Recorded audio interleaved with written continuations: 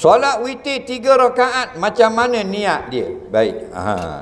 Hari tu baloh 2 bulan lepas niat solat witir. Okey.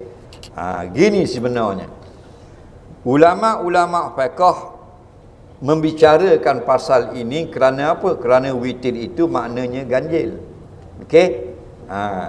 Bila ganjil kita janganlah niat genap.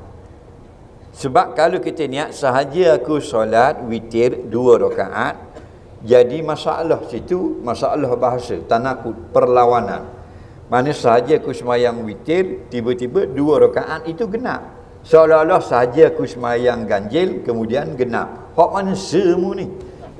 Ganjil ke genap? Nah, kalau witir mana ganjil? Mu sebut 2 rakaat, mana genap? Jadi sebaiknya kita niat begini, aku sembahyang sunat witir, aku sembahyang muqaddimah witir 2 rakaat. Jadi betul sebut muqaddimah witir, maknanya lepas ini ada satu lagi yang akan jadi ganjil, iaitu 1 rakaat. Faham? Walau bagaimanapun itu pendapat yang pertama di sisi mazhab. Pendapat yang kedua, walaupun kita niat 2 rakaat witir, tetap dikira ganjil juga dengan 1 rakaat yang akhir nanti. Jadi fihi khilafun indal fuqaha. Masalah ini ada khilaf di kalangan fuqaha.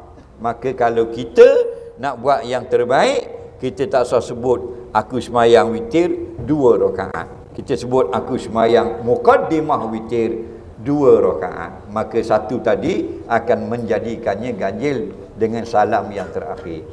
Tetapi kalau mugi niat juga macam biasa, aku sembahyang witir 2 rakaat, sah juga niat begitu menurut sebahagian ulama fiqh. Okey?